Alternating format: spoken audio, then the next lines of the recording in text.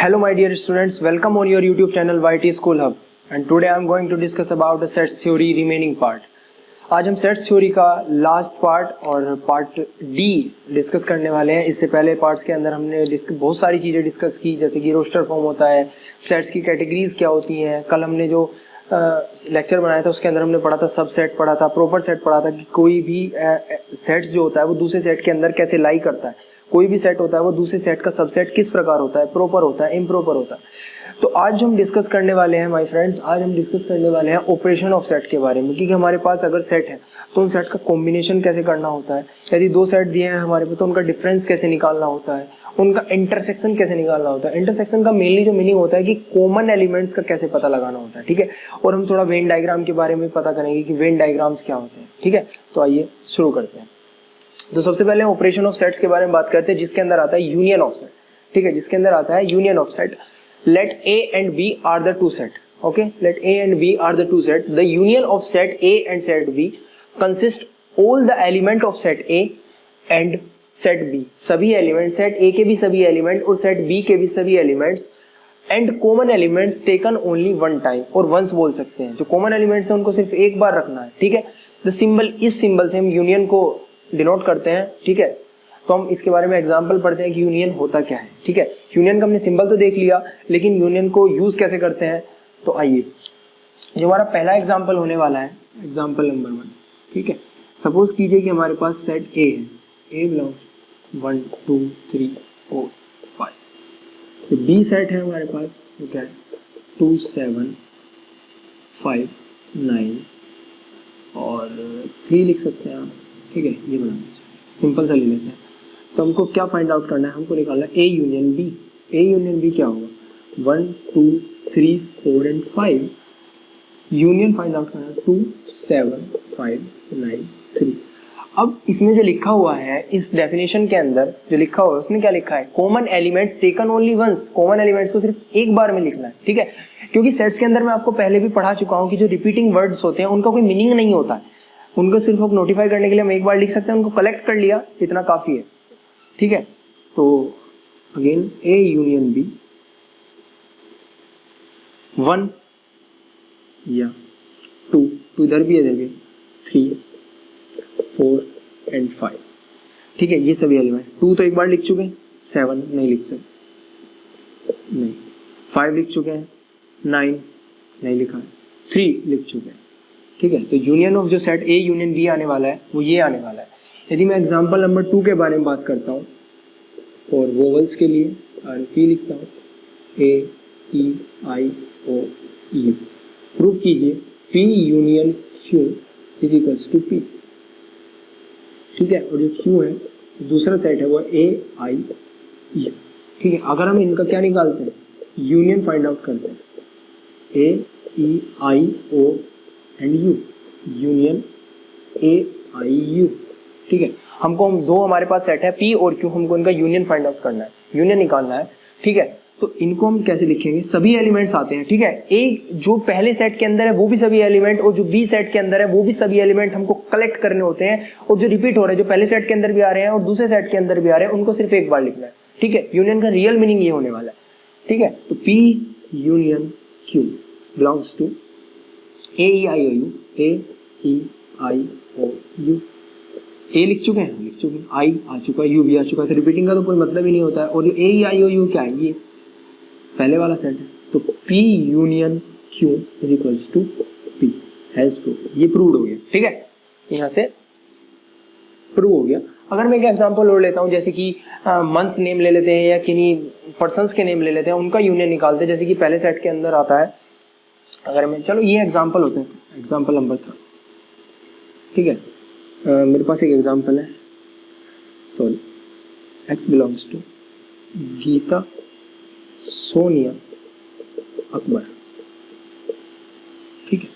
जो मेरे पास जो दूसरा सेट है, राम गीता अशोक और श्याम, और जो हमको फाइंड आउट करना है सॉल्यूशन x यूनियन y हमको फाइंड आउट करना है। तो अगर मैं x यूनियन निकालता हूँ, समझो गीता सोनिया और अकबर, ठीक है, और राम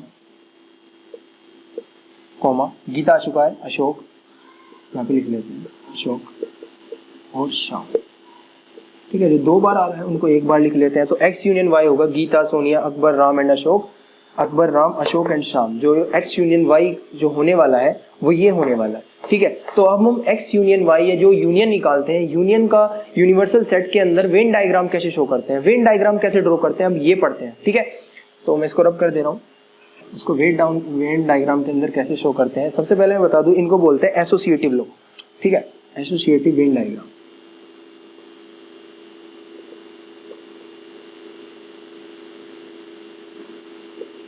वेन डायग्राम,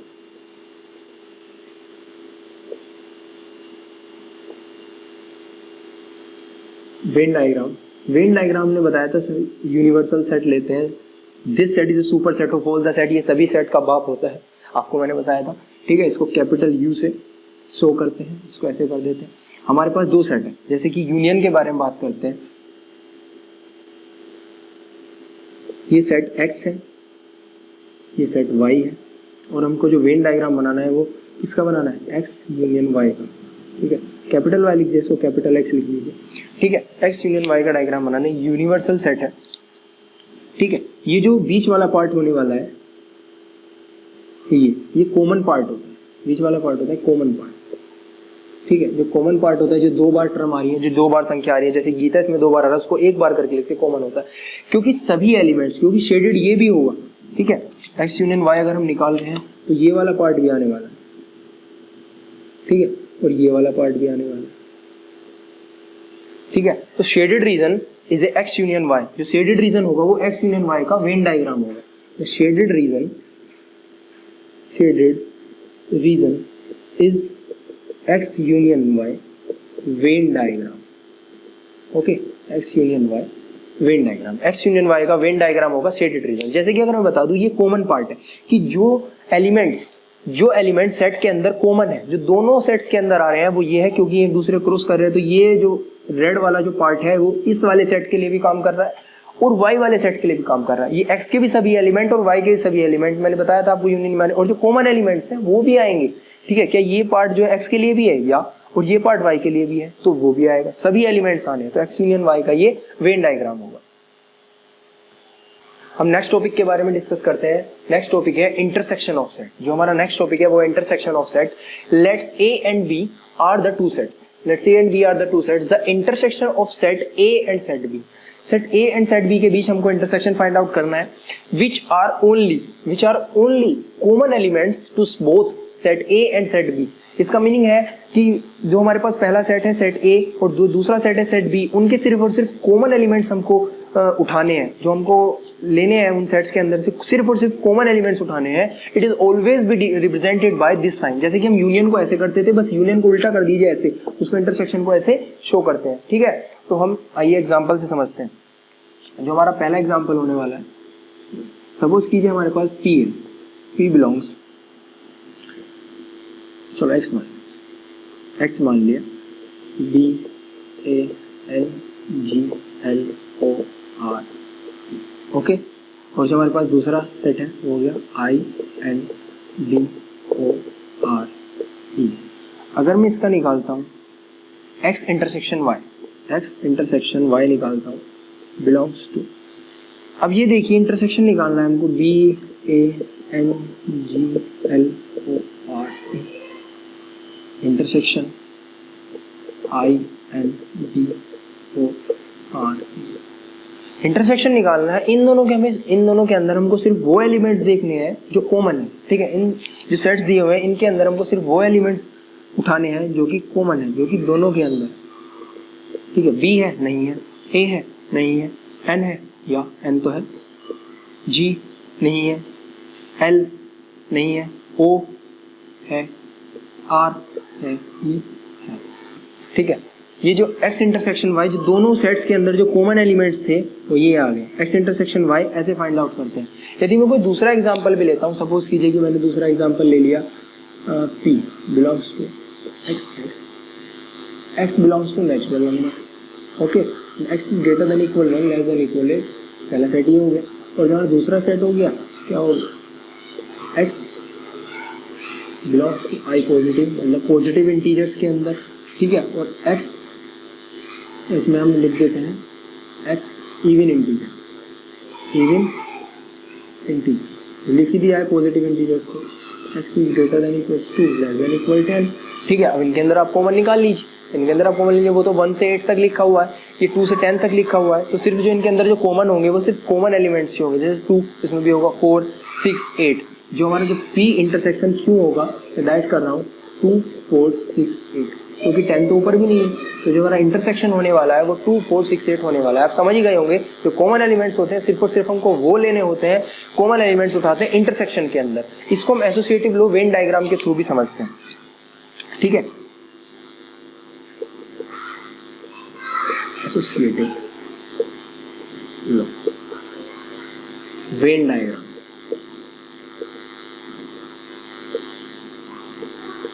जैसे कि अभी हमने बताया, इसको कैपिटल एक रेक्टेंगल बॉक्स से बनाते हैं और कैपिटल यू मेरे 2 सेट्स हैं, ठीक है।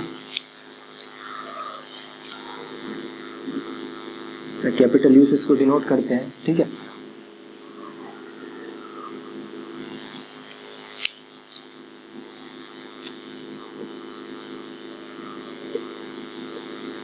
हमको क्या निकालना है, हमको एक्स इंटरसेक्शन वाई निकालना है, हमको एक्स इंटरसेक्शन वाई निकालना है। तो ये वाला सेट क्या है, ये एक्स है, और ये वाला सेट क्या है, वाई। और जो ये रेड वाला जो शेडेड रीजन, जो रेड शेडेड रीजन है वो एक्स इंटरसेक्शन वाई होगा, क्योंकि जो बोथ के अंदर, जो दोनों सेट के अंदर कॉमन पार्ट है, ये वाला पार्ट इस वाले सेट के लिए भी काम कर रहा है और ये वाला पार्ट उस वाले सेट के लिए भी काम कर रहा है, मतलब दोनों के अंदर है, ठीक है। तो हमने जो कॉमन एलिमेंट लेना था वो ले लिया है, red shaded region, red shaded region is x intersection y. जो रेड शेडेड रीजन होगा वो हमारा एक्स इंटरसेक्शन वाई होगा। तो एक्स इंटरसेक्शन वाई को हमने आपको एसोसिएटिव लो करके भी दिखा दिया, ठीक है। यस, हम नेक्स्ट टॉपिक को देखते हैं। नेक्स्ट टॉपिक है जो हमारे पास डिफरेंस ऑफ सेट, कि अगर हमारे पास 2 सेट हैं तो हम उन सेट्स का डिफरेंस कैसे निकालेंगे। यदि हमारे पास set A and set B है तो ए माइनस बी कैसे करेंगे, यदि सेट पी माइनस क्यू कैसे करेंगे, जो भी सेट दिए हुए होंगे उनका हम डिफरेंस कैसे निकालेंगे, ठीक है। तो आइए हम इसको जानते हैं। Let A and B are 2 sets. सोचिए, समझिए कि हमारे पास ए और बी 2 सेट है, ठीक है। The difference of set A and set B, हमको सेट ए और सेट बी का डिफरेंस निकालना है। ऐसा भी हो सकता है कि हम ए माइनस बी करें और ऐसा भी हो सकता है कि हम बी माइनस ए करें। तो उनकी कंडीशंस को हम जानते हैं। इफ यदि ए माइनस बी हो तो which elements belongs to set A, which elements belongs to set A but not belongs to set B and common elements cancel out to each other, ठीक है। ए माइनस अगर B करते हैं तो which elements belongs to set A, जो elements set ए के अंदर belong करते हैं वही लिए जाएंगे, और जो B set but does not belongs to set B, जो बी सेट के अंदर एलिमेंट्स होंगे वो नहीं लिए जाएंगे। जो यहाँ पर नेगेटिव साइन के साथ है उसके एलिमेंट्स, उस सेट के एलिमेंट्स नहीं लिए जाएंगे, और जो कॉमन एलिमेंट्स होंगे दोनों में वो एक दूसरे को काट देंगे, एक दूसरे को कैंसिल आउट कर देंगे। ऐसे ही बी माइनस अगर ये हो जाता है, which elements belongs to set B but does not belongs to set A, वो एलिमेंट्स लेने हैं जो सेट बी के अंदर बिलोंग करते हो, सेट ए के अंदर जो बिलोंग करते हैं उनको हमें नहीं लेना है, और जो कॉमन एलिमेंट्स होंगे वो एक दूसरे को कैंसिल कर देंगे। मैं बात कर रहा हूँ कि कौन से एलिमेंट्स नहीं लेने हैं। कॉमन एलिमेंट्स ने तो एक दूसरे को काट दिया, अब जो बचे हुए एलिमेंट्स हैं, जो सेट ऊपर वाले में, जो सेट बी के अंदर बचे हुए एलिमेंट्स हैं वो नहीं लेने हैं। जो बचे हुए एलिमेंट्स हैं वो सेट ए के अंदर, जैसे कॉमन एलिमेंट्स ने एक दूसरे को काट दिया और सेट बी के अंदर कुछ एलिमेंट्स बचे और सेट ए के अंदर कुछ एलिमेंट्स बचे ए माइनस बी कंडीशन में, तो बी वाले को छोड़ देना है और ए वाले जो एलिमेंट्स को हमको उठा लेना है, वो ए माइनस बी का रिजल्टिंग सेट होगा, ठीक है। अब समझ में आ रहा है आपको? तो इसको मैं एक एग्जाम्पल से समझाता हूँ। आइए, एग्जाम्पल नंबर 1, ठीक है। सपोज कीजिए मेरे पास सेट है पी 1 2 3 4 5 6 7 8, ठीक है। दूसरा सेट है क्यू 2 4 6, ठीक है। मेरे को फाइंड आउट करना है पी माइनस क्यू। ध्यान सुनते रहना, 1 2 3 4 5 6 7 8 माइनस 2 4 6। अब ये देखिए पी माइनस क्यू अगर हम निकाल रहे हैं, पी माइनस क्यू 1 है, 1 नहीं है, 1 आ जाएगा। 2 4 6, 2 ने एक दूसरे को कैंसिल आउट कर दिया। 3 है पी में आएगा, 4 है कैंसिल आउट हो गया। 5 है पी में आएगा, 6 ने एक दूसरे को कैंसिल आउट कर दिए, ठीक है, 7 8। तो P जो 2 4 6 जो कॉमन एलिमेंट्स है एक दूसरे कैंसिल, Q में कोई एलिमेंट नहीं बचा, तो जो रिजल्टिंग होगा 1 3 5 7 8, 1 3 5 7 8, सिर्फ और सिर्फ P वाले सेट के एलिमेंट्स हैं यहाँ पर, ये आपका रिजल्टिंग सेट हुआ। यदि मैं एक और लेता हूँ, ठीक है, मैं सेट लेता हूँ X belongs to B A N G, ठीक है, और Y I N B O R, ठीक है। अब इसके अंदर दो कंडीशन बनेंगी, एक हम कंडीशन निकालते हैं x माइनस वाई और दूसरी कंडीशन निकालते हैं y माइनस x, ठीक है। पहली condition x minus y belongs, x के एलिमेंट्स तो लेने हैं और y के नहीं लेने हैं, x माइनस वाई कंडीशन के अंदर, और कॉमन एलिमेंट्स काट देंगे। क्या b आ रहा है दूसरे के अंदर? नहीं, b नहीं आ रहा। a आ रहा है? नहीं आ रहा। n एक दूसरे को काट देंगे। g आ रहा है? नहीं आ रहा। l नहीं आ रहा, ठीक है, O काट देने, R काट देंगे, E काट देंगे, ठीक है। तो x माइनस वाई आने वाला है, B A G L आने वाला है, ठीक है। सेकेंड में जो y माइनस एक्स आने वाला है वो क्या आने वाला है? y minus x. देखो I है ऊपर, नहीं है, I आएगा, ठीक है। N है ऊपर, काट देगा। D है ऊपर, नहीं है, D आएगा, ठीक है। O कट जाएगा, R भी कट जाएगा, तो सिर्फ और सिर्फ ID आने वाला है। ID I और D अलग अलग वर्ड्स हैं, ठीक है। तो ये रिजल्ट होने वाला है। तो डिफरेंट कंडीशन के अंदर जैसे ही हम सेट्स की पॉसिबिलिटी, जैसे ही हम सेट्स को चेंज करते हैं, y माइनस एक्स करते हैं, x माइनस वाई करते हैं, वैसे ही उनके रिजल्टिंग सेट्स भी चेंज हो जाते हैं, ठीक है। अब हम उनको एसोसिएटिव यूनिवर्सल सेट के अंदर हम इसका वेन डायग्राम कैसे शो कर ड्रॉ करते हैं वो आइए आप हम देखते हैं। एसोसिएटिव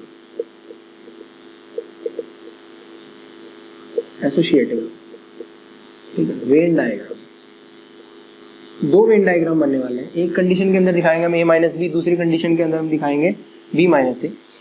ये देखिए, इसको हम रेक्टेंगल बॉक्स से शो करते हैं, ये बन गया। ये हमारे पास दो सेट है, ठीक है, इसको u से डिनोट करते हैं वेन डायग्राम को बनाना। जो ये वाला सेट है वो a है, जो ये वाला सेट है वो b है। हमको यहाँ पर a माइनस बी देखना है, मतलब क्या देखना है? a माइनस बी देखना है, इसका वेन डायग्राम बनाना है। अगर मैं यहाँ पर कुछ लिखता हूँ, ठीक है,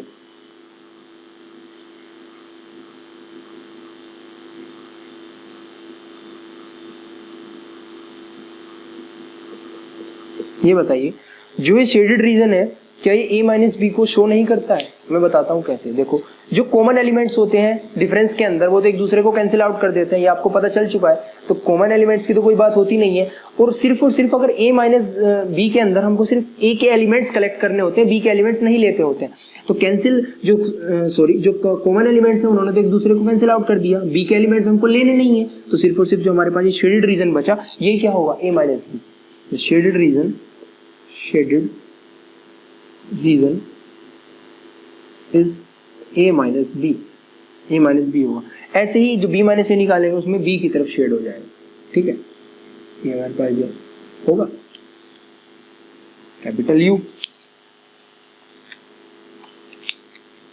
इसको ऐसे कर देते हैं। ये सेट x है, ये y मान लो, सॉरी a और b, ये b माइनस ए है। b माइनस ए क्या है? शेडेड रीजन है। b के एलिमेंट्स लेने हैं कि नहीं लेने? Shaded region is b minus A का वेन डायग्राम है। यहाँ पे b माइनस ए का वेन डायग्राम है, यहाँ पर ये a माइनस बी का वेन डायग्राम। हम नेक्स्ट टॉपिक को देखते हैं। जो हमारा नेक्स्ट टॉपिक होने वाला है वो है कॉम्प्लीमेंट्री सेट। कॉम्प्लीमेंट्री सेट क्या होने वाला है मैं आपको बताता हूँ। Let's u be a universal set and set A is a subset of universal set. मैंने जैसे आपको बताया था कि यूनिवर्सल सेट जो होता है वो सबका बाप होता है एक तरह से। This set is a super set of all the set. Definition में जैसे बताया था ये सबका सुपर सेट है। यदि सेट A है, सेट B है, कोई भी सेट है, कोई भी सेट हो वो यूनिवर्सल सेट का सबसेट होगा, ठीक है। कोई भी अगर सेट है वो यूनिवर्सल सेट का सबसेट होगा, क्योंकि जितने भी एलिमेंट्स आप किसी सेट के अंदर रखते हैं यूनिवर्सल सेट के अंदर, वो एलिमेंट्स जो आपके सेट के अंदर हैं और भी एलिमेंट्स जो सभी सेट्स को अपने अंदर ले सके, सभी एलिमेंट्स यूनिवर्सल सेट के अंदर लाई करते हैं, इसीलिए इसको यूनिवर्सल कहा गया है। यूनिवर्सल मतलब सार्वत्रिक, जिसके अंदर सभी हों। यूनिवर्सल को सभी कहते हैं ना, हिंदी में थोड़ा।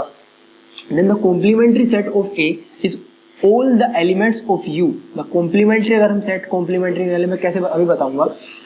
All the elements of U which are not the elements of set A. जब हम किसी सेट का कॉम्प्लीमेंट्री सेट निकाल लेते हैं तो जो हमारे पास रिजल्टिंग सेट होता है उसके अंदर जो बचे हुए एलिमेंट्स होते हैं वो सिर्फ और सिर्फ जो होते हैं वो यूनिवर्सल सेट के होते हैं। जो हमने सेट, जिस सेट का हमने कॉम्प्लीमेंट्री सेट निकाला है उस सेट का एक भी एलिमेंट्स बचा हुआ नहीं होता है, ठीक है। जैसे कि it is always B denoted by A dash और ए कॉम्प्लीमेंट्री। ए के ऊपर छोटा सा सी लिख देते हैं, A complementary. Obviously A dash is equal to universal minus A, ठीक है। यूनिवर्सल में से ए को माइनस कर दिया, जो रिजल्टिंग सेट होगा वो ए डैश होगा, ठीक है। So A dash is X, X belongs to universal. यदि हमने ए डैश निकाल चुके हैं हम और ए डैश बराबर एक्स, अगर कोई संख्या एक्स है, कोई एलिमेंट है वो एक्स है, वो यूनिवर्सल सेट के अंदर बिलोंग करता है for the resulting set of A complementary निकालने के बाद की बात कर रहे हैं, ठीक है। तो वो एक्स जो है ए के अंदर बिलोंग नहीं कर रहा होगा। जाहिर सी बात है, अगर हम ए कॉम्प्लीमेंट्री निकाल चुके हैं तो यूनिवर्सल में से ए के जितने भी एलिमेंट्स है वो तो हट गए, ए के जितने भी एलिमेंट्स हैं वो तो सब हट चुके हैं ना। तो जो बचेंगे एलिमेंट्स वो सिर्फ यूनिवर्सल सेट के होंगे, तो इसलिए जो x belongs to universal. Complementary set A is A dash, complementary set A is A dash and A dash is also be a subset of universal set. A dash is also be a subset of universal set, ठीक है। आइए हम समझते हैं इसको example से, फिर हम थोड़ा आपको डबल कॉम्प्लीमेंट के बारे में बताऊंगा, ठीक है। डबल कॉम्प्लीमेंट क्या होता है। एग्जांपल नंबर 1, यदि मेरे पास कोई सेट है P बिलोंग्स टू 1 2 3 4 10, ओके। और दूसरा सेट है Q 2 4 6 7 9, ये यूनिवर्सल सेट है, ठीक है। और ये सेट Q है। हमको इसका क्या निकालना है, कॉम्प्लीमेंट ऑफ Q। तो क्या निकलेगा, Q डैश और Q के ऊपर C। तो यूनिवर्सल में से घटा देंगे, क्या 1 आ रहा है, नहीं 1 आएगा। 2 से 2 गया, 3 आ रहा है, नहीं 4 गया, 5 आ रहा है, नहीं 6 गया, 7 आ रहा है, 7 भी गया, 8 आ रहा है, नहीं 9 कट गया, 10 आ रहा है, ठीक है। ये लिखे हुए थे। तो इसके अंदर हमारे 1 3 5 8 10 जो हमारे पास जो कॉम्प्लीमेंट्री सेट आया है, जो हमारे पास कॉम्प्लीमेंट आया है वो ये आया, रिजल्टिंग सेट आया। यदि अगर हम डबल कॉम्प्लीमेंट की बात करते हैं तो क्या कह रहे हैं आप, डबल कॉम्प्लीमेंट, ठीक है, डबल कॉम्प्लीमेंट, ठीक है। तो डबल कॉम्प्लीमेंट का जो होगा, सपोज करो Q डैश का डैश, तो यूनिवर्सल माइनस Q डैश, जैसे तो करना पड़ेगा ना। हमको एक Q का कॉम्प्लीमेंट निकालना है तो यूनिवर्सल माइनस Q, और Q डैश का कॉम्प्लीमेंट निकालना है, डबल कॉम्प्लीमेंट करना तो यूनिवर्सल माइनस Q डैश। तो इसका जो रिजल्ट होता है ना वो Q ही होता है, एक लॉजिकल रिजल्ट है। Q डैश का अगर तुम किसी भी कॉम्प्लीमेंट का कॉम्प्लीमेंट करते हो फिर उस कॉम्प्लीमेंट का कॉम्प्लीमेंट करते हो तो वही वाला सेट बन के आ जाता है जो तुमने सबसे स्टार्टिंग में सेट उठाया था, ठीक है। तो Q डैश अब करके देख लीजिए आप, यूनिवर्सल सेट के अंदर यूनिवर्सल क्या है 1 2 3 4 5 6, इसके अंदर 1 3 5 8 10, ये हटा दीजिए तो जो रिजल्ट आएगा 2 4 6 7 9, और यही तो सेट Q था। क्या यही सेट Q नहीं था, ये ना Q सेट, तो जो रिजल्ट बन गया वो Q बन गया ना। तो एक रिजल्ट हमको इससे एक रिजल्ट और पता चलता है कि अगर हम किसी भी सेट का डबल कॉम्प्लीमेंट करते हैं, अगर हम किसी भी सेट का डबल कॉम्प्लीमेंट करते हैं जो रिजल्ट आ रहा है हमारा वो Q ही आ जाएगा, रिजल्ट आ जाएगा वो Q ही आ जाएगा minus Q dash. It is also भी डिफाइन हो चुका है, ये बात प्रूव हो चुकी है इस डेफिनेशन के अकॉर्डिंग कि जो कॉम्प्लीमेंट्री सेट होगा, जो कॉम्प्लीमेंट्री सेट होगा और जो किसी सेट के अंदर जो एलिमेंट्स बिलोंग कर रहे होंगे, किसी सेट के अंदर जो एलिमेंट्स बिलोंग कर रहे होंगे वो फिर सेट्स निकालने के बाद उस यूनिवर्सल सेट के जो बचे हुए एलिमेंट्स होंगे वो ऐसे होंगे, वो एलिमेंट्स सिर्फ यूनिवर्सल सेट के होंगे, वो उस सेट के एलिमेंट्स नहीं होंगे, ठीक है। आइए अगर हम एक दो एग्जाम्पल और लेते हैं, जैसे कि हम अगर एसोसिएटिव लॉ पढ़ते हैं, ठीक है, कुछ लॉजिकल एग्जांपल्स मैं आपके सामने रखता हूं, ठीक है। यहाँ पे मैं इसको कर दे रहा हूँ, यहाँ पे एक लॉजिकल एग्जांपल रखते हैं। हमारे पास यूनिवर्सल सेट है 1 2 3 4 5 6 7 8 9, ठीक है, और हमारे पास सेट A है, ठीक है 2 3, और सेट B है 4 5, ठीक है। हमको जो फाइंड आउट करना है वो फाइंड आउट करना है A यूनियन B का कॉम्प्लीमेंट, तो जाहिर सी बात है यही होगा A union B।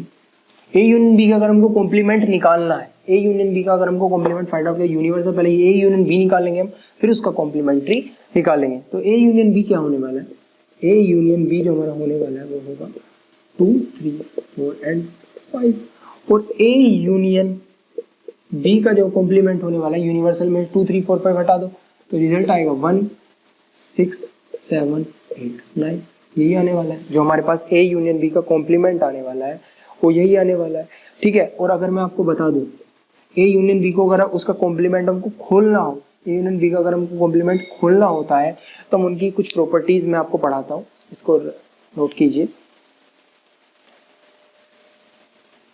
Some properties of complement, some properties of complement. अगर मैं करता हूं ए डैश यूनियन ए तो बराबर जो बनने वाला है हमारे पास यूनिवर्सल सेट बने, जो हमने कॉम्प्लीमेंट्री निकाला और जो पहला सेट है कॉम्प्लीमेंट्री, जो सेट के अंदर जो हमारे पास रिजल्ट बचते हैं रिजल्टिंग एलिमेंट वो यूनिवर्सल सेट के होते हैं।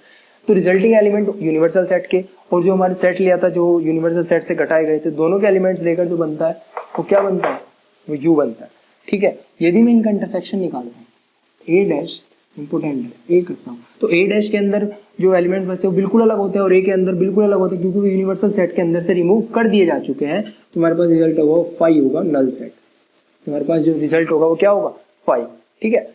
दूसरा जो होने वाला है वो होने वाला है De Morgan law. De Morgan नाम के एक mathematician D Morgan's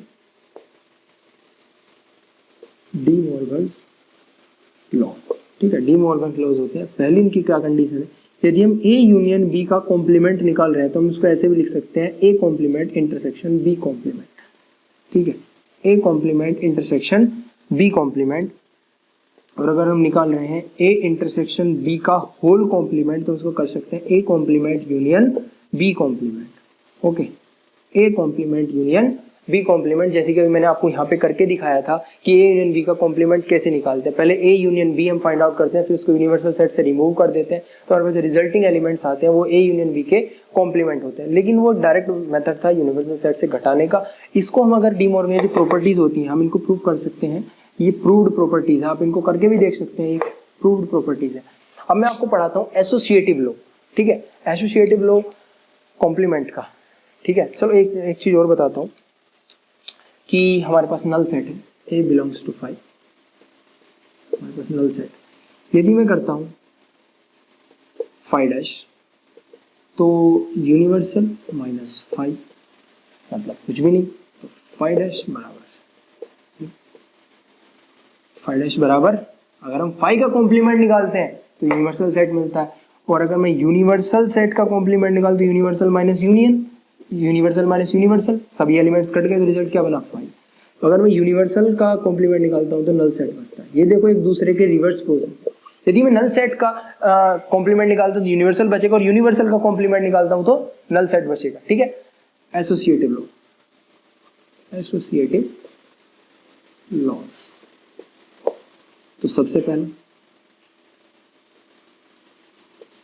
single complement के बारे में सिर्फ और सिर्फ ए डैश के बारे में करते हैं, ठीक है। ये हमारे पास कोई सेट है, हमारे पास सेट है ए, ठीक है। इसको हम कैपिटल यू से डिनोट करते हैं, ठीक है। उसको वेन डायग्राम बनाना है ए डैश का, तो उसको क्या बनाना है ए डैश का वेन डायग्राम बनाना है। ए डैश क्या होने वाला है, अगर हमको कॉम्प्लीमेंट्री का बनाना है, कॉम्प्लीमेंट्री सेट ए का वेन डायग्राम बनाना है तो यूनिवर्सल सेट के अंदर से ए तो हमने उठा लिया था, तो हमारे पास जो बची हुई जो जगह है हमारे पास जो, ठीक है, वो हमारे लिए कॉम्प्लीमेंट होगा ये वाली।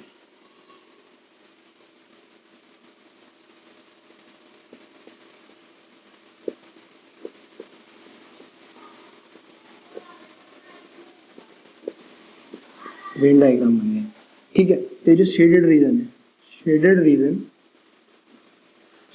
Is Venn diagram of A set.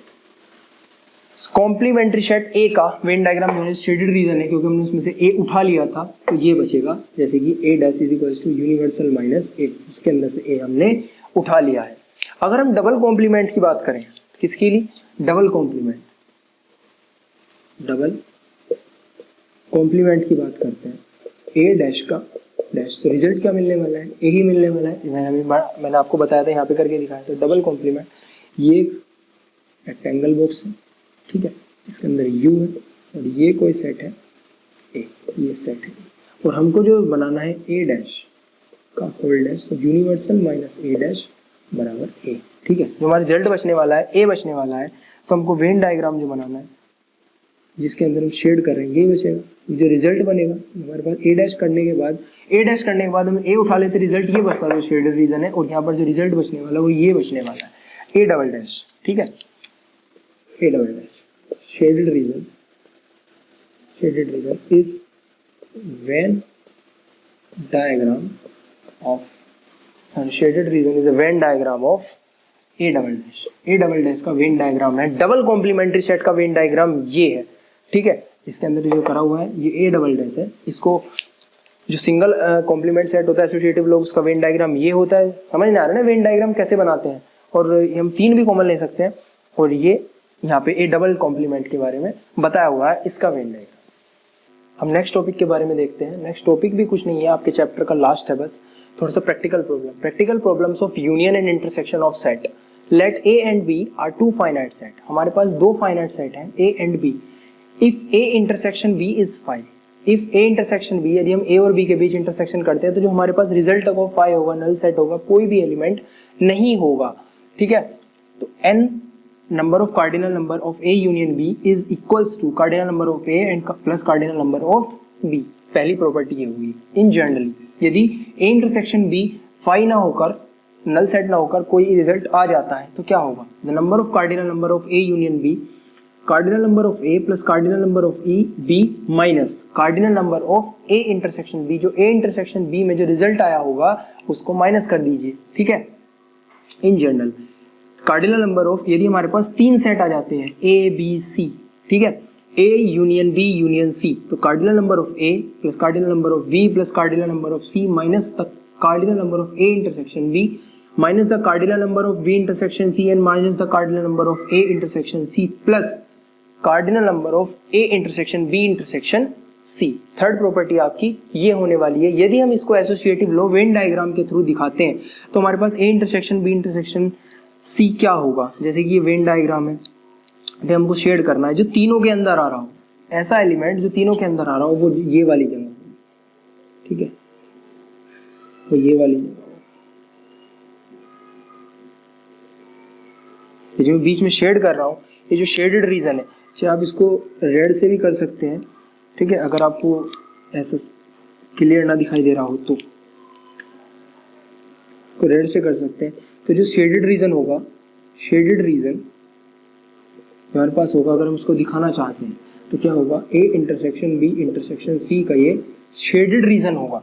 ये शेडेड रीजन है, ये A intersection B intersection C जो तीनों के अंदर कॉमन एलिमेंट होगा उसका होगा वेन डायग्राम। यदि ए इंटरसेक्शन बी के बारे में बात करूँ तो ये होगा, अगर ये बी है और बी सी के बारे में बात करते हैं तो सिर्फ ये होगा, और ए सी के बारे में बात करते हैं तो ये होगा। ठीक है, तो ऐसे वेन डायग्राम हमारे चेंज होते जाते हैं डिफरेंट कंडीशन के अकॉर्डिंग। तो माय डियर स्टूडेंट्स, आज का ये चैप्टर सेट्स थ्योरी क्लास 11 का फर्स्ट चैप्टर आज आपका यहाँ पर खत्म हो जाता है।